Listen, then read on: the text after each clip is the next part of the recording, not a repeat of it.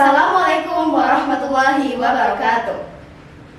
Berjumpa lagi di Mimbar Ramadan. Kali ini kita akan berbincang-bincang seputar peradaban Islam di Mesir. Dan kali ini kita mengundang pemain film Ketika Cinta Bertasbih versi SBS.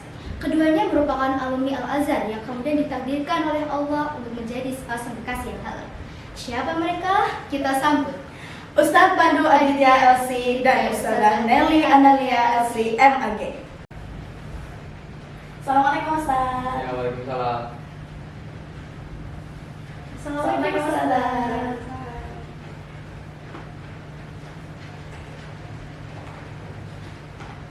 Oke, gimana kabarnya Ustadz sama Ustadzah hari ini? Ya, Alhamdulillah. Alhamdulillah. Gimana puasanya? Lancar? Alhamdulillah. Lancar. Alhamdulillah. Oke. Kalau berbuka puasa, Ustaz suka dimasaknya apa nih? Oh, kalau itu tanya aja. Apa ya? Jadi Ustadz itu walaupun badannya kecil, tapi makannya itu alhamdulillah nggak rewel ya. Jadi apa aja dimakan.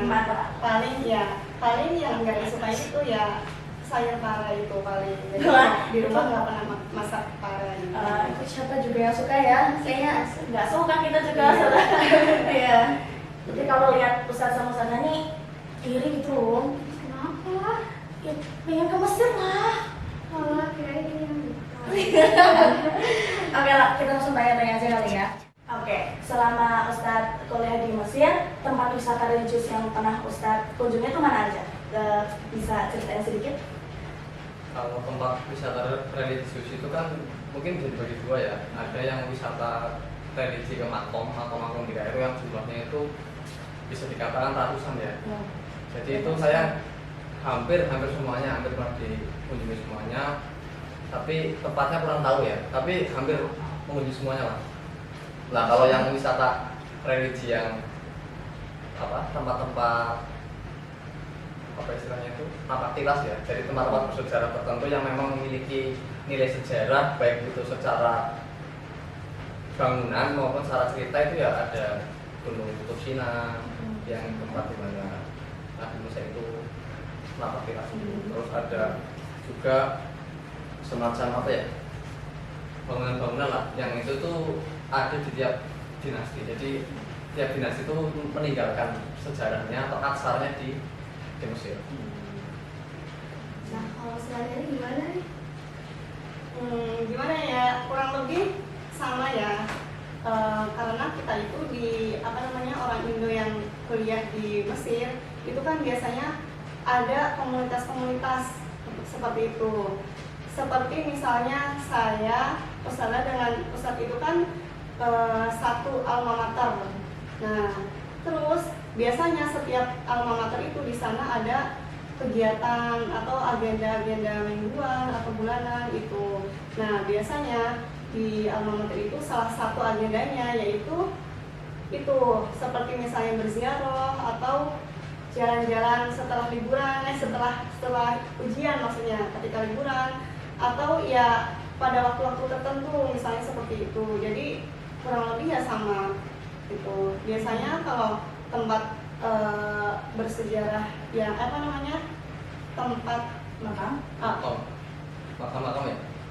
makam-makam itu maksudnya apa? Istilahnya apa? Monumen. Bukan tadi pertanyaannya apa? Wisata religius. Nah, wisata religi ya paling biasanya seperti berziarah ke makam seperti itu.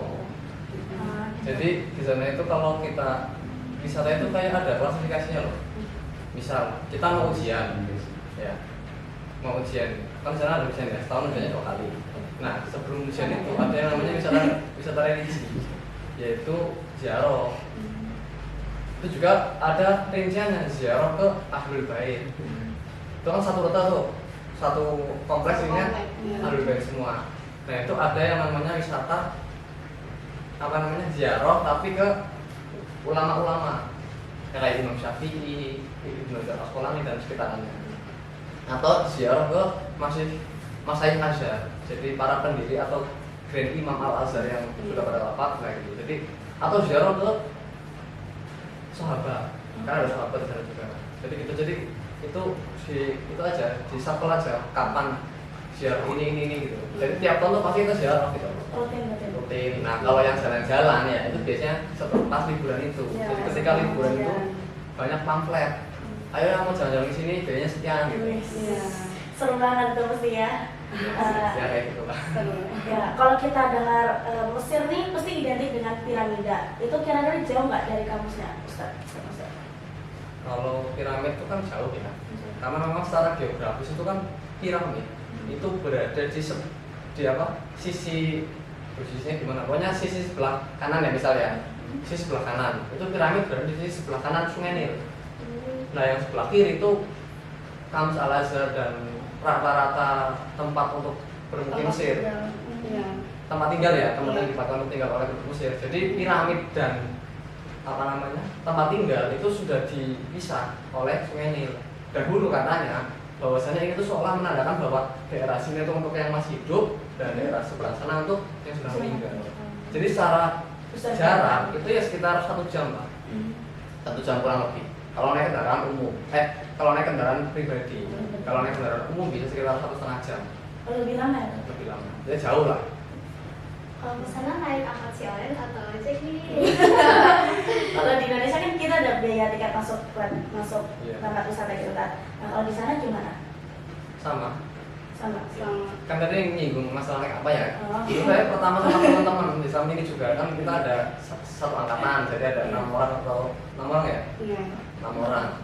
Satu angkatan. Jadi yang dulu itu kita pas madrasah aliyah itu kita satu kelas. Terus ke Mesir, terus di luar. Berenam-enamnya itu. Iya, terus liburan, terus jalan-jalan ke piramid. Itu pertama naik angkutan umum. Jadi pertama naik metro itu kereta bawah tanah. Terus setelah itu naik apa ya? Naik angkot Oh, iya. terus ke metro. Terus. Iya. Yang bisa diceritakan sama Ustaz. Iya, naik angkot yang cherry itu kan yang Iya. kecil. Terus ke metro itu tadi udah dijelaskan sedikit. Jadi metro itu kereta bawah tanah. Nah, kereta bawah tanah terus habis itu naik angkot lagi ya, Iya. tapi angkot yang lebih besar daripada angkot yang pertama itu. Nah, terus habis itu sampai ke sana ya.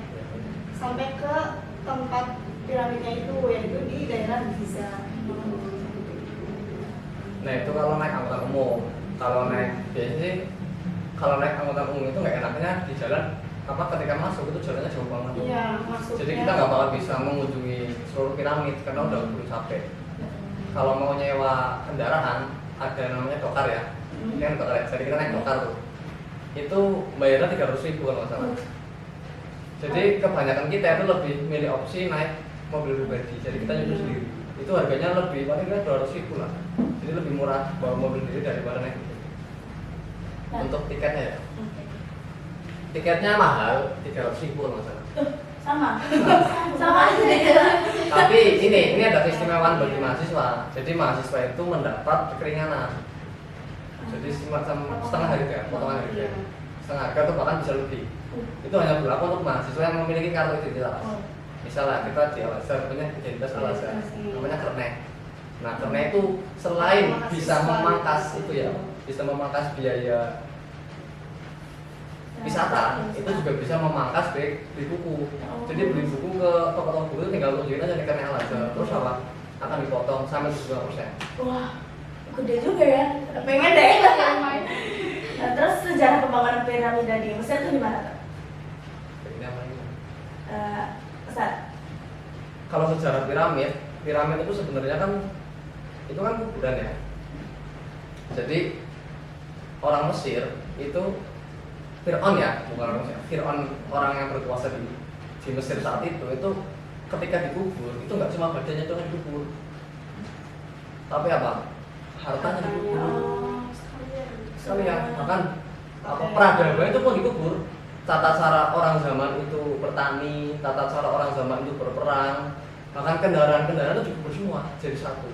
Jadi kalau dikatakan satu ruangan ini itu nggak muat buat yang dikuburin itu. Ya, makanya kan piramid kan besar banget kan, ya. Jadi semua muanya kehidupan kayak gitu. Taruh di situ dan ditutup secara permanen supaya apa? Yang pertama tidak diambil oleh hewan, yang kedua supaya tidak dijarah oleh perompak, jadi nggak diambil hartanya itu. itu kan emas murni itu. Bahkan sekarang bekasnya itu masih ada di Museum Tahrir. Emas murni berapa topengnya emas semua. Itu di mana tempatnya? Di dalam Di- itu di dalam Piramid. piramidnya. Berarti kita tetap bisa masuk. Tapi sekarang udah dipindah sisinya. Oh. Kalau masuknya bisa, tapi bayar lagi. Nah, Bayarnya Itu ini ya sebetulnya ruangannya itu kayak kecil gitu ya. Kecil. Jadi Kayak rumah. susah ya. Dan pengap, nggak ada ini kan, nggak ada jendelanya kayak gitu. Jadi kalau misalnya mau masuk pun ya harus apa ya, harus misalnya sambil jongkok itu sambil berdiri itu agak susah gitu. Kecuali kalau udah sampai di bawahnya itu baru bisa berdiri gitu kan, kayak dari bawah tanah gitu kan sampai ke atas gitu. Itu seperti istana raja apa kuburan untuk para raja? kuburan doang. Kalau kuil-kuil nah itu ada juga. Terus sejak kalau Islam masuk ke Indonesia kan berdagang. Kalau Mesir itu gimana? Mesir. Jadi Islam masuk Mesir itu melalui penaklukan. Jadi pada zaman dahulu, khususnya pada masa kekhalifahan Umar bin Khattab, nah itu kan Khalifah Umar itu mengirimkan panglima-panglimanya ke negara-negara tertentu itu kan, nah untuk Ekspansi. ya ekspansi kayak gitu ya. Nah salah satunya Ekspansi itu memperluas daerah kekuasaan. iya, nah itu salah satunya itu diutuslah sahabat Amr bin As ya, sahabat Amr bin As ke Mesir. Nah terus setelah sampai Mesir ternyata sahabat Amr bin As itu bisa menguasai Mesir. Nah sampai bahkan beliau itu bisa mendirikan masjid. Nah, mendirikan masjid yang juga sebagai masjid yang termasuk masjid tertua di Kairo, bahkan di Afrika ya, kalau nggak salah ya, di Afrika. Nah, selain bisa membangun masjid, sahabat Amr bin As ini juga sempat menjabat sebagai gubernur Mesir kalau nggak salah, gubernur Mesir pada saat itu. Nah, dan orang-orang atau penduduk Mesir yang nggak mau masuk Islam itu diwajibkan membayar pajak atau upeti seperti itu. Nah, dari situlah Islam masuk ke Mesir seperti itu. Dan upetinya kan tinggi, jadi mau nggak mau harus masuk Islam. Iya, banyak. Terus yang menarik itu masjidnya besar banget ya. Mungkin sini sama Putra kali ya. Ya. Sama Iya sih, Putra jauh itu sih. Iya. apa ya? Ya di Jaringan itu masih gede masjidnya. Iya, masih gede. Karena besar banget tuh masjidnya. Jadi masjid itu nggak hanya digunakan untuk berdakwah ya, tapi digunakan untuk tidur, untuk tempat apa ya? Ya untuk segala hal lah, bahkan untuk beternak dan lain-lain. Bahkan ketika diserang musuh itu buat berlindung juga. Iya. Karena bentuknya itu nggak kayak masjid, kayak benteng lah. Iya. Jadi tengahnya itu dan nggak ada atapnya gitu ya. Kayak Ya, nanti- gini, ngelengar gitu. Kotak bentuknya, persegi, persegi. Oh. Tengahnya itu apa ya? Tengahnya itu kosongan. Ya, Jadi seolah-olah ya, ada kayak aja gitu. apa namanya? Bangunannya itu mengelilingi. Iya. Nah, tengah-tengahnya biasanya ada tempat duduk. Iya. Ya mungkin bisa di searching aja ya untuk melihat lebih jelas. Wah, jadi kita searching ya. Kayak apa ya kalau mulang ya.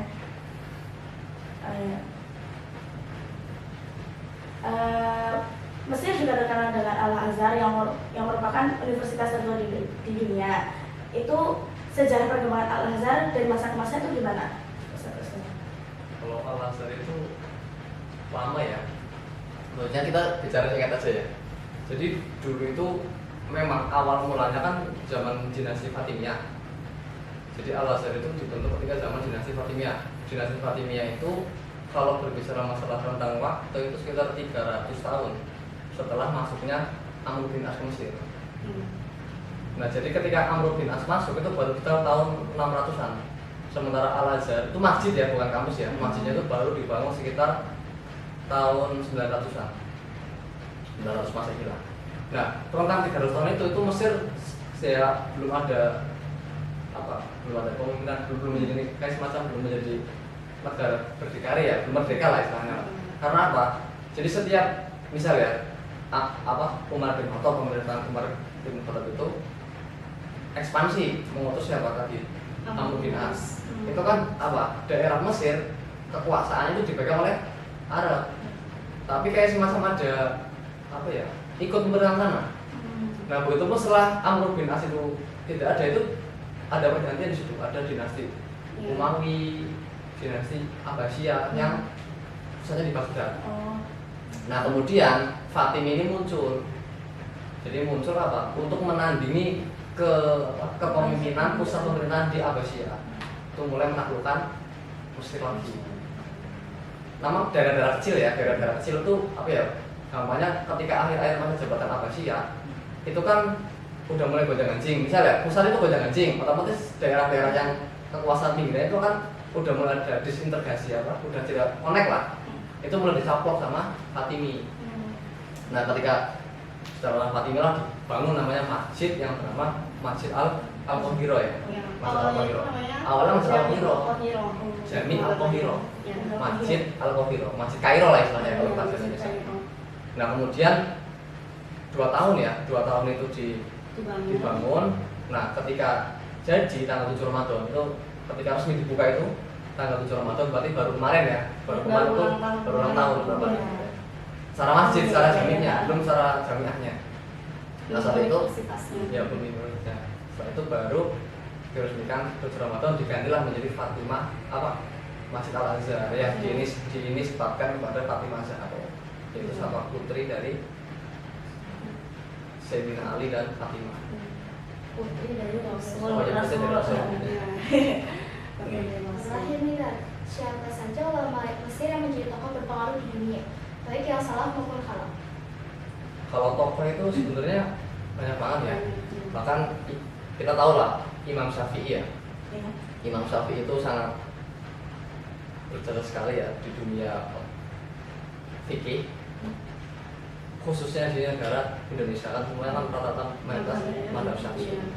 Tapi sebenarnya di luar itu banyak. Dulu itu ahlul bait ya. Mesir itu juga punya jasa terhadap ahlul bait. Jadi kenapa dahulu bisa ada Al-Azhar ya? Karena ahlul bait itu berhijrah dari mana? Dari Hijaz kepada Mesir setelah tragedi Karbala itu. Jadi kan dulu ada tragedi Karbala. Itu kan tentang tragedi pembantaian, tapi itu nggak bisa dibahas di sini. Intinya setelah itu Sayyidah Zainab yang mana itu adalah saudari dari Sayyidina Hasan dan Husain itu ke Mesir karena dikatakan oleh Syekh Syafiuddin Ibrahim itu mengatakan bahwasanya di Mesir itu penduduknya itu ramah-ramah. Bahkan sampai sekarang ya itu penduduknya ramah-ramah terhadap pendatang. Apalagi dengan ahlul bait. Makanya keturunan Nabi yang tersisa itu menuju ke Mesir untuk apa? Ya untuk itu, untuk berlindung ya, berlindung sehingga di sana bisa mempengaruhi. Jadi pengaruhnya Mesir itu banyak dari ahlul bait. Dan itu Imam Syafi'i belajar kepada Sayyidah Nafisah juga yang ahlul bait. Jadi sebenarnya banyak banget enggak itu. Dan masyarakat-masyarakatnya juga banyak yang keturunan ahlul bait ya, yang sekarang masih hidup gitu. Banyak. Mungkin kalau kita lihat yang ulama salah ya, yang kita ngaji akidah Tahawiyah itu termasuk yang berpengaruh juga. Terus kalau yang kholaf ya ada Syekh Izzuddin bin Abdul Salam yang kita ngaji bukunya itu Maqasidus Salih. Terus bahkan semua karangan-karangan ulama-ulama Mesir itu dikaji di pesantren di Indonesia. Banyak banget kalau kita mau menelusuri sanad keilmuannya. Jadi ya bisa dibilang kalau kita sudah pernah mengaji di pesantren itu nggak jauh berbeda apa yang kita pelajari dengan di pesantren dengan di Mesir. Cuma bedanya itu naik tingkatan aja. Kalau misalnya di Indonesia itu muktadi mutawasid, ke Mesir itu naik ke tingkatan muktadi. Oh, berarti tadi yang apa saudara-saudara Rasulullah yang berlindung itu berlindung di dalam benteng itu kan? Enggak, itu masa jauh itu yang sebelum itu. Sesudah itu. Jadi itu udah beda pemerintahan. Tapi memang sebenarnya kalau kita ke Al-Azhar itu ada semacam apa ya? Kayak di wilayah benteng.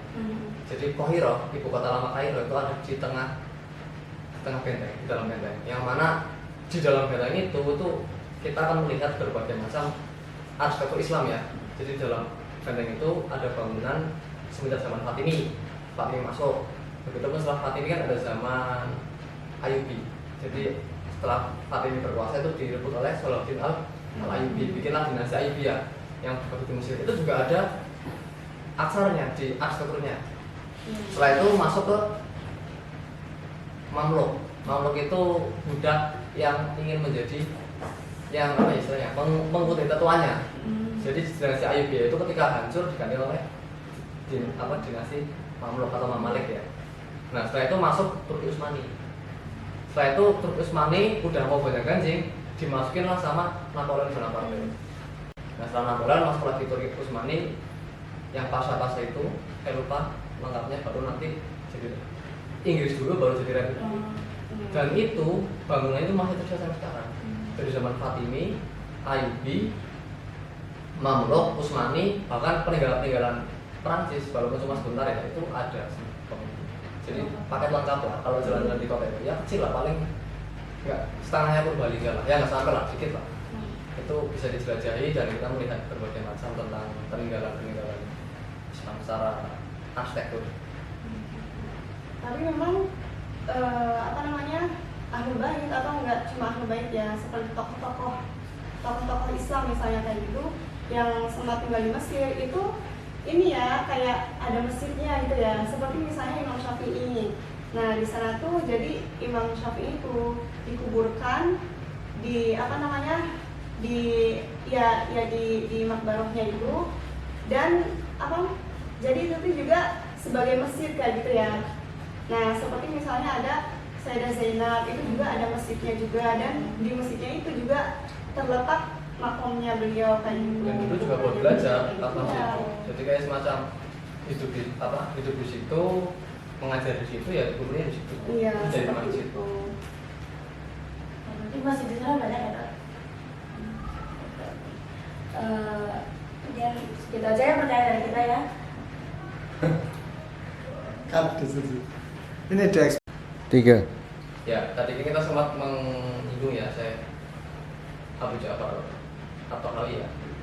Itu kan beliau salah satu orang yang memiliki kapasitas keilmuan tinggi di bidang akidah, yang mana dari kitabnya Aqidah At-Tahawiyah itu bisa menjadi pegangan hingga saat ini. Itu kan udah lama sekali ya. Artinya Aqidah At-Tahawiyah itu salah satu akidah yang tidak bertentangan dengan akidah Asy'ariyah maupun Maturidiyah. Jadi itu kitab yang sangat penting untuk dikaji, makanya di puasa ini kita mencoba menghatamkannya. Terus ada Imam Syafi'i ya, beliau itu adalah Imam Mujtahid Madhab Syafi'i ya, yang mana beliau itu sangat berpengaruh terhadap perkembangan Madhab Syafi'i, baik itu qaul jadid maupun qaul qadimnya ya. Itu sangat berpengaruh terhadap perkembangan ilmu fikih di era itu. Apalagi beliau juga sempat berguru kepada Sayyidah Nafisah ya, salah satu Ahlul Bait, yang mana beliau sering mulazamah di masjidnya. Terus selain itu ya ada yang namanya Syekhul Azhar ya. Syekhul Azhar itu kalau nggak salah namanya Syekh Ibrahim Bajuri, yang mana kitab tauhidnya itu Jawharul Tauhid itu juga dipakai di pondok pesantren di Indonesia. Jadi kalau kita berbicara masalah pengaruh itu kayaknya banyak banget ya pengaruh ulama-ulama Azhar itu di kancah internasional ya. Tapi ya itu tadi ya kita nggak bisa menyampaikan semuanya di situ. Jadi biar penasaran aja, biar saya sendiri. Biar kita kepo-kepo sendiri lah nanti kan. Terus Syahli Jum'ah, misalnya yang sekarang ya yang masih itu banyak sekali yang berpengaruh pada Syahli Jum'ah, yang mana beliau terus selain terus berdakwah ya, maksudnya dalam sosial media, dalam kajian-kajiannya itu juga banyak membantu terhadap minoritas saya di Palestina. Itu beliau juga sempat mengirim kontainer bantuan terhadap Palestina. Di luar beliau itu sangat mumpuni dalam ilmunya ya, artinya beliau itu banyak sekali kitab-kitabnya itu yang dijadikan rujukan. Terus juga ada Syekh Ahmad Thayyib ya. Syekh Ahmad Thayyib itu grand Imam Al-Azhar sekarang. Jadi beliau itu pengaruhnya juga sangat besar terhadap kemanusiaan. Jadi beliau itu banyak membela kaum minoritas dan tegas mengatakan bahwasanya agama kita itu agama yang wasatiyah, penuh kasih sayang.